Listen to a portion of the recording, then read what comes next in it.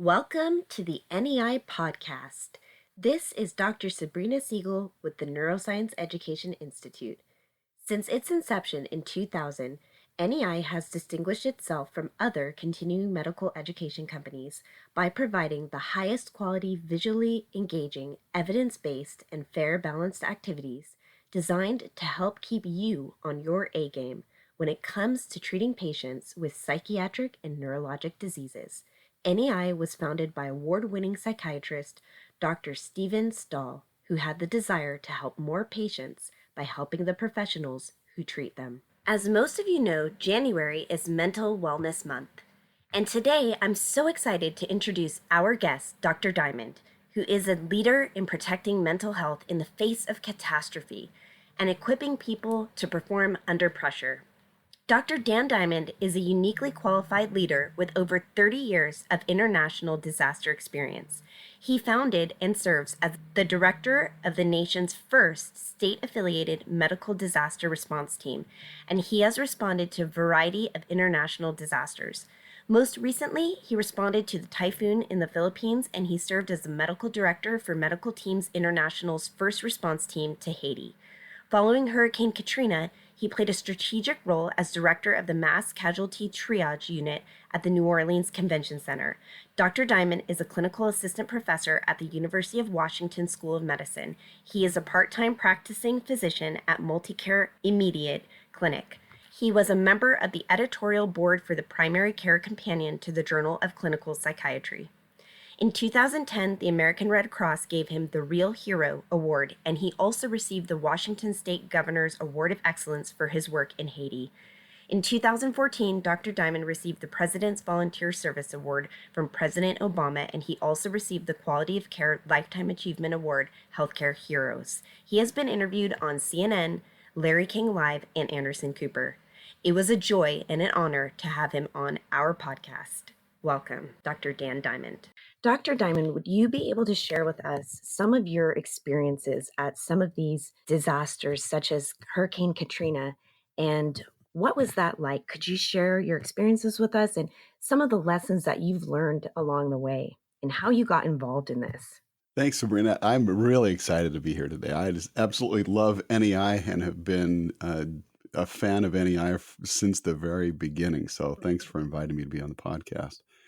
I've been to, like you mentioned, disasters all over the world, dating back to when I was in my fourth year of medical school, and I spent 3 months working in a refugee camp with Hmong refugees in northeast Thailand up on the Mekong River. And then I've responded to, Hurricane Mitch, Hurricane Pauline, the earthquake in Haiti. I was the director of the medical triage unit at the New Orleans Convention Center after Katrina. I was on one of the very first teams into the Philippines. Usually when I deploy with Medical Teams International based out of Portland, Oregon. And, it was interesting because there's this tendency to think, well, I've been doing it for a long time. I'm okay. I can handle it. But Haiti was tough. Haiti was radically different than any of the other disasters that I've done. In fact, one of my very best friends that has done disasters with me all over the world told me after Haiti, I'm done. Can't do it anymore. It was just too much PTSD afterwards. And the team that we took in, we went in with a team of 6 initially, and the team that we took in was a well-seasoned team. Oh my gosh. I mean, we had a massive amount of experience on our first in team. And then we rapidly build it up and we add more people in as we do our needs assessment. But then about 3 months later, we all got together and had a debrief. And everybody on that team said Haiti was the most difficult thing that they'd ever done. And I think I probably cried for 3 or 4 months after I got back from Haiti, which is unusual. It doesn't usually hit me like that, but I'd wake up in the middle of the night crying and was just more tender for months afterwards. And for me, one of the most important things is to realize that I don't want to do this work alone, that I have close friends and people that I can talk to about it. I realize that life is like walking on a glacier and you're in one of 3 situations. You can either be by yourself, which is really dangerous because you fall into a crevasse and that's the end of the story. or you're in a crowd, and somebody says, "My gosh, where's Diamond? He was here just a minute ago."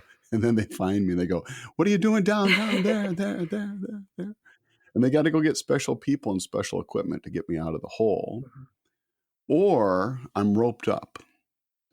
And, roping up with a group of people is uncomfortable because you have to put the harness on. It causes chafing and all that stuff.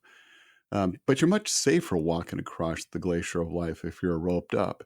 It's tough work because if anybody on the rope slips and falls into a crevasse, everybody else on the rope has to dig in and pull like crazy so they don't all go down. But it's safer.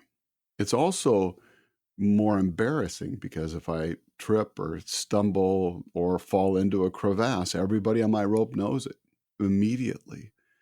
And those are the types of relationships that I have found to be very helpful. And I have some really close friends, and I've given them the keys and said, "You can ask me any question you want. I will tell you the truth, and if you tell anybody else, I'll kill you." But having those types of relationships is very helpful. And then we also have staff available with Medical Teams International that will do formal debriefs with us if we want it, and we can always request that. And it's just knowing when it's time to step up and say, "Hey, this one was really a tough one. I need extra help." I think you touched on something really interesting. I think most people would look at what you do and what you've done and say that that takes a really unique person and that most people just couldn't do that. Are you of the belief that more people could do this if they were just taught the right skills, if they were able to just sort of learn how to prepare themselves to do more of this? That's a really interesting question. The one of the things that happens during disasters is that well-meaning people just show up, and that doesn't work. It just doesn't work. So three orthopedic surgeons got together and they got some nurse anesthetists and they said, "Hey, let's go down and help." And then they just show up. They came over to our hospital that we had been assigned to, getting back online again, and they said, "Hey, can we come and work with you guys?" I said, "No, I have three orthopedic surgeons, two anesthesia machines, and only one worked at the beginning, and so we had to have the Canadians airlifted one in by helicopter onto our roof, and we had to carry it down the stairs, and so we had two operating rooms and three surgeons already." I said, "There's no place for you to work." And they said, "Well, do you know where we could go?" I said, "Well, you got to go back to the command center and check in and get assigned to a place, and there's a system." And they said, "Oh, well, where do you guys stay?" I said, "Oh, you don't have a place to stay. Well, we made arrangements with a safe house about 10-minute drive from here." And then they said, "Well, where do you get your food?" I said, "Oh, we brought our food. We have MREs. We're self-sufficient for 2 weeks." And they looked down at the ground and they said, "How about water?" And, part of me goes, "Wow, these people are awesome because they care enough to shut their lives down and come down here."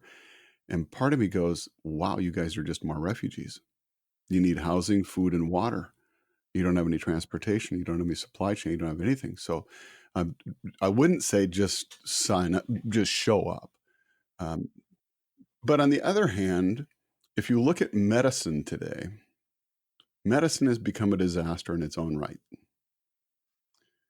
And a lot of us look at medicine and go, "Well, I didn't sign up for this. This is, I just want to take care of patients. I don't want to spend 2 hours with the electronic medical record for every hour I spend with a patient and all that stuff.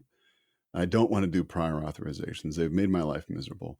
Well, we can learn how to perform better, work better, and enjoy our jobs better in these high pressure situations that resemble the disaster world. So the principles cross over directly. But if people are interested in doing disaster work, the way to get involved is call somebody like Medical Teams International or go to their website, it's medicalteams.org, and then sign up for a late phase disaster response where everything's all established and we know where we're staying and see how you do. And if you do great, then you get a couple of those under your belt. And if you're fun to work with and you got a good sense of humor, then they may say, "Well, we think we'd like to put you on our first in teams." The first in teams have to have 180 hours of training, including a 5-day HEAT course, which stands for Hostile Environment Awareness Training. So I've been mugged. I've been stuck in crossfire. I've been on the wrong end of an active shooter, and I've been kidnapped. All in the course. But I was kidnapped and hooded for 2 hours. Spent 2 hours in a barn, Wow. and they shot the people on both sides of me. So at some point your amygdala just goes, "My word, what's going on out there?" Since your amygdala doesn't have eyeballs. And they talk about training us specifically at the level of the amygdala because that's what you default to when you get into this safety frame that Daniel Friedland, my friend, talks about. When you get into a safety frame and it's just you're running on your amygdala, you're just trying to survive, and that's at the level of our training during the heat course. It's pretty intense. But the way to start is late phase disasters. We need lots of help. We need people right now in Bangladesh with the refugee crisis there. Right. As a first responder, first on the scene, I'm sure you've probably witnessed some intense situations. How would you say that you protect your mental health? How do you prepare yourself to kind of go into a situation that you're pretty sure is might be pretty intense and pretty tough? Lately, I think what I've been doing a lot of work on is the power of my internal dialogue.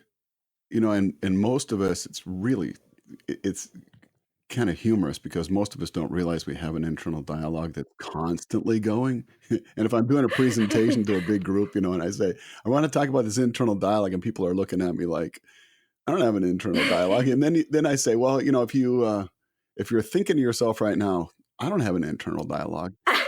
That's the voice I'm talking about. Right. And my internal dialogue is so important. When I go into a disaster, I have to be really, really kind to myself because a lot of times the things that we try to do and get set up don't work. Um, Part of my heart gets broken. I'll never forget this little 7-year-old boy that died in Haiti. I'll never forget it. The image is burned in my brain forever. And I need to be kind to myself and say it's okay that you hurt about that. In fact, I'd be worried if you didn't, rather than having an internal voice that's going, "Yeah, but dude, you're an international disaster doc. Buck up. You're supposed to be tougher than this." No, no, I don't think so. And mindfulness helps. I used to think mindfulness was kind of a strange thing, and I wasn't much of a fan. I'm a huge fan now. I'm a huge fan. But I'll tell you, it took me probably a month of doing it every day before I went, "Oh, this is what it's about." And I'm sure I'll have another one of those, again and again and again. But the sensation of being, if you think about these high pressure situations, like a group of people going down the rapids in a boat, I could be in the boat paddling and trying to save my life and freaked out. Or with mindfulness, I can pull myself to the shore Hmm. and I can look and say, "You're feeling scared." And be aware of how I'm feeling rather than I am scared. Mm, I can detach a little bit from it, look at it, and say, "You're feeling scared," and be curious about it enough to say, "I wonder why you're feeling scared right now. It's kind of interesting. Where's the threat coming from, and what's this really about?" right. Right. Or you're feeling overwhelmed. Why are you feeling overwhelmed? What's it really about right now? And it gives me a different perspective. And what that does is it gives me the ability to choose how I'm going to respond. Viktor Frankl talked about this space that's in between the stimulus and our response. And what mindfulness does is give me a space that's big enough that I can actually choose how I'm going to respond. It's really been really cool, really helpful. So very empowering, I think is what you're saying, right? Oh yeah, and practical. And when people come and hear my keynotes or do my workshops or whatever with me, nobody ever comes up and says, "Oh, this is just fluff." Because I'm taking them on a voyage to these disasters. And I've got crazy stories about people shooting at the relief workers and all this wild stuff that happened. Nobody ever says it's fluff. And I can tell you that from the trenches of that work, mindfulness actually is very helpful. and taking care of myself is helpful. Um, in a disaster, still trying really hard to get enough sleep is it's really helpful. And it's so hard to do when there's a massive long line of people.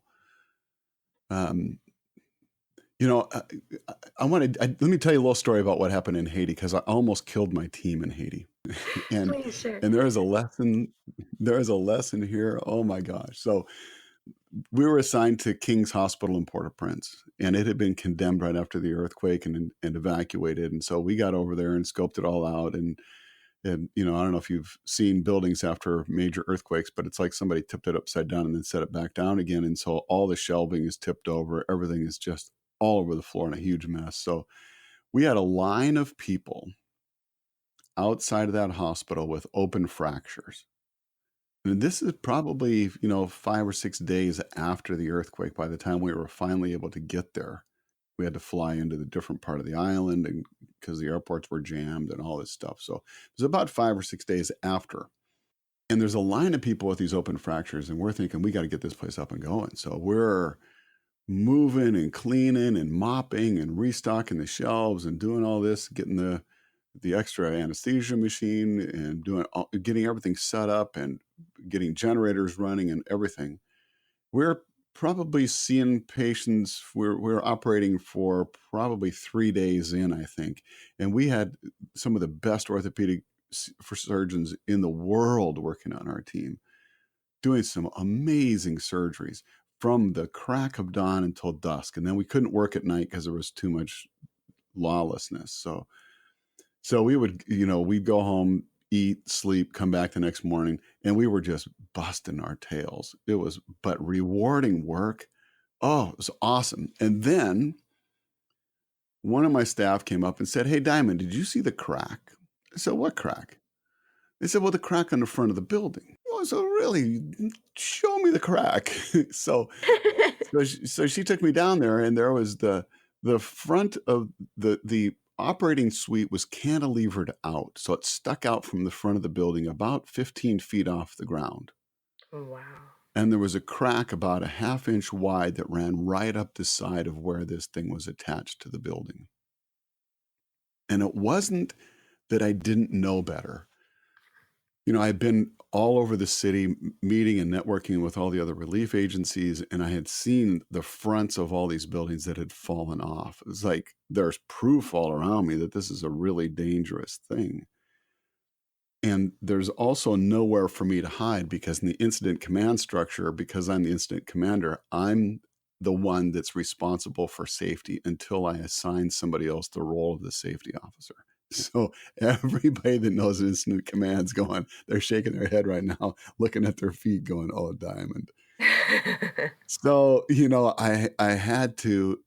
had to finish the cases we were on and then evacuate the surgery suites and go meet with the engineers from the United Nations, and they had to come out and take a look at the building, and they gave us some advice on building some pillars with a bunch of rocks that we stacked up so the building was secure relatively. The lesson I learned was if you put patients first, you can kill your team. And, the National Academy of Medicine right now has their big model that they made by committee, which is, I think, problematic when you build huge models by committee. But the very center is patient well-being. And doctor well-being comes after that. And I can tell you from this very raw experience, that's a lousy strategy. Right. Because if I kill my team, there is nobody to take care of all these people with their compound fractures that are sitting out there. We just vanish and go away. And we're seeing that over and over again around the country. We have more doctor suicides than ever. We have more people that are saying, "I'm leaving, I'm not doing this anymore." We need to stop. We've sacrificed way too many people on this politically correct altar of the patients come first. I don't think the doctor's egos come first, but our health needs to come first. And we need to look at, in my mind, I have a model of 4 things. There's myself, there's my squad. I need to do whatever I can to protect my team and do whatever I can to lay it down for my team. and do whatever I can to help them be successful without caring who gets the credit. And then there's the system, and I need to be engaged and invested and taking ownership for what the system looks like. And then there's the people that we serve. So we have the self, the squad, the system, and the served. All four are important. So, with that, would you be able to characterize for us or define clinician burnout? Uh, I think as you're talking about the challenges of medicine and, really the importance of taking care of yourself as a clinician, maybe many people aren't even aware of what constitutes burnout. How would you define that for us? They may not be aware of the official label, but they feel it because the burnout rate's over 50% for docs now. And by the way, it's not just docs. It's the nurses, it's the lab, it's physical therapy, it's even the hospital administration. Everybody is really struggling right now. There's Maslach just find three symptoms that make up burnout. Number one is emotional exhaustion. And oftentimes we could just stop right there and just kind of go, wow, are you okay? Because so many of us, that's the most common symptoms. I'm just emotionally exhausted. The second thing is detachment. So it becomes, the hip in room 3. And it's easy to detach from our patient's suffering and detach from our patient's social history and how they show up as people. And the third thing is this sensation of, I don't know if I'm really making a difference anyway. And Yeah. it's really sad. Um, but I think and I have a theory on why this happens. And this is based on my experiences after Hurricane Katrina, because I came back from Katrina with my mind blown, frankly, because um, Right. I knew we were going to have a lot of victims. The press didn't talk about this, but we had 50,000 body bags ready on pallets. 50,000. We knew this was going to Gosh. be really ugly. But it wasn't the victims that got my attention. What got my attention were the people that refused to become victims even though they lost everything. And the media didn't show you that either. But there were people that lost everything. Their clothes, their homes, their cars, their jobs. They lost everything. And they still didn't become victims. And I thought, "Oh wow. I want to learn to think like you think, and I want to learn how you do that because I don't know that I would if I lost everything or if I would just be sitting on the curb crying that I lost my iPhone, you know.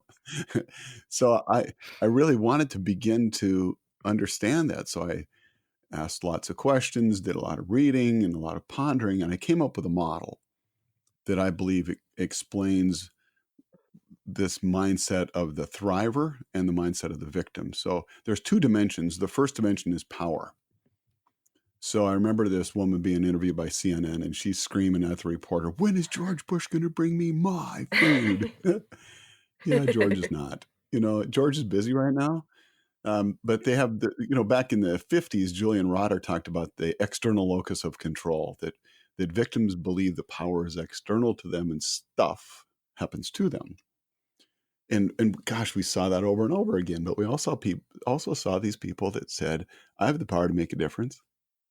They're almost like the Black Knight in Monty Python. You can cut their arms and legs off, and they're still going to say, "'Tis but a flesh wound." They're going to stay fully invested and take ownership and do what they can to help their neighbors and help their families, and they're fully engaged. But that's not the whole story. The other story has to do with purpose. So we have um, the victim saying, "When is George Bush going to bring me my food?" while she's holding her little daughter's hand, and she's not saying, "When is George Bush going to bring my daughter some food?" So it's you could divide the world up, and you can see it so blatantly in a disaster into the givers and the takers. So the victims are the powerless takers. It's all about them. They will hoard. They will take resources from other people. They'll hide resources. They just kind of collapse.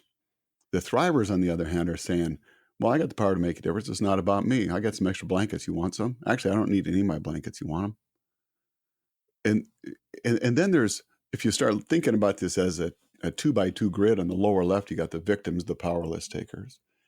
The upper right, you have the thrivers, the powerless givers. But in the lower right are the bystanders, the powerless givers, the ones that say, oh my gosh, somebody should do something for these poor people. Yeah. Right. And it never crosses their mind that it should be them. And then in the upper left, we have the controllers that say, I have the power and it's all about me and I will take from you. And those are the people that were shooting at relief workers and, stealing big screen TVs from Walmart. It's my turn. It's all about me. I'm going to take. And we see those same 4 mindsets in the workplace. And the way that I believe they're directly related to burnout is most of us, almost all of us, in order to get through our interviews, when they said, so why do you want to be a doctor? Why do you want to be a nurse? We would say, well, because I want to help people. So we had this core belief that if you just will let me have the education, then I'll have the power, the ability. And my heart really wants to help other people. So we go into medicine with the thrivers mindset, and then we encounter prior authorizations, electronic medical records, and these quota demands that we have to see 30 or 40 people a day. And then we shift mindsets. And we we go into this, well, I'm a victim, or I'm going to sit this one out. My whole department, the family practice department in my multi-specialty clinic, sat it out. We just became bystanders. And then there's the controllers that are trying to take advantage of everybody because they're trying to maintain their lifestyle or whatever. The problem with those 3 mindsets, the controller, the victim, and the bystander, is that they are not fulfilling. And I did a little research on the word fulfill, and it comes from the Old English word fulfilling, which they used to describe the process of loading the supplies on a ship for a voyage. So if you think about, at the beginning, we had some enthusiasm, we had some supplies, we had some reserves, so we didn't feel emotionally exhausted, detached, and like we weren't making a difference. But then when we consume all of our resources because our mindset's not fulfilling, because we shifted, then we go to empty. And once we go to empty, then that's where the emotional exhaustion comes in, the detachment and the feeling like we're not making a difference. So I think in order to make a difference in this burnout stuff, Mm-hmm. we need to not just look at the symptoms and say, here, take some Tylenol. We need to start looking at what's the root cause and say, how has your mindset shifted? Right. Because mindset's fluid. It shifts during the day. Mine shifts all the time, even in the same day. And I'm aware of it, and it still shifts. But it's always a decision. I get to decide if I'm going to be powerless or powerful. I get to decide if I'm going to be a giver or a taker. Right. I think it's fascinating. And I really think maybe just education and awareness of mindset could be really powerful. What do you think when once a physician, or I really should say any medical professional, reaches burnout, that would the best approach be to shift their mindset? Is it most of the time, is it having one of these 3 negative mindsets that is really what is coming into play? Yeah. I mean, it's part of it. Yeah. The big debate, and to me, this is fascinating, because I'm an independent dude, and I'm not part of a big system, and so I get to think freely. But there are 2 camps out there right now. One camp says the whole problem is that we need to make healthcare people more resilient. And I just want to slap my forehead and go, are you kidding me? I mean, we kind of got to our jobs because we're resilient in the first place. And yes, we need to learn about mindfulness because it really helps. We need to learn about practicing gratitude because it really helps. But if we don't address the rest of the story, there's not going to be a lot that are going to survive. This is like, it's just, that's not the answer. It's kind of like the gladiators. They had 4 schools in Rome for the gladiators, where they gave them the best training, the best medical care. They even had fortified barley. their burnout rate was the same as ours because they fight to the death, Right. 50%. So you can only make people so resilient. But the other camp is, well, the problem is the system, Mm. and somebody needs to fix the system. But this dichotomous thinking is not helpful, because I don't know about you, but I don't want other people trying to fix healthcare. I want to be part of the solution. If we give it to the legislature to fix healthcare, the Dr. Phil question comes to mind. So how's that looking for you? And so what we need is people to say, I'm going to get involved. But in order to get involved, I have to shift my mindset.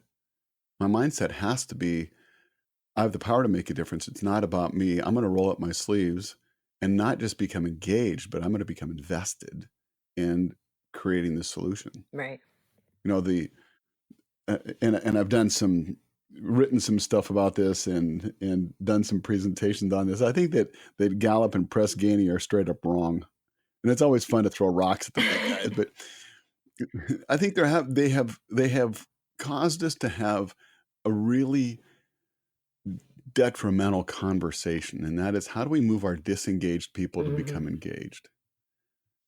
I think that's the wrong question. I was talking to a high school kid, and I said, so how you doing in school? And the kid says, dude, I'm doing great. I'm not getting any F's. I said, really? Did it occur to you you might be facing the wrong direction? How many A's are you getting? And he said, well, I'm not getting any A's either, but I'm not getting any F's. Well, you fast forward, the kid didn't end up graduating from high school. So I think this conversation of how do I move our disengaged people to be engaged is like saying, how do we not have any F's in our culture of healthcare? It's the wrong question. The question is, how do we get people to become invested?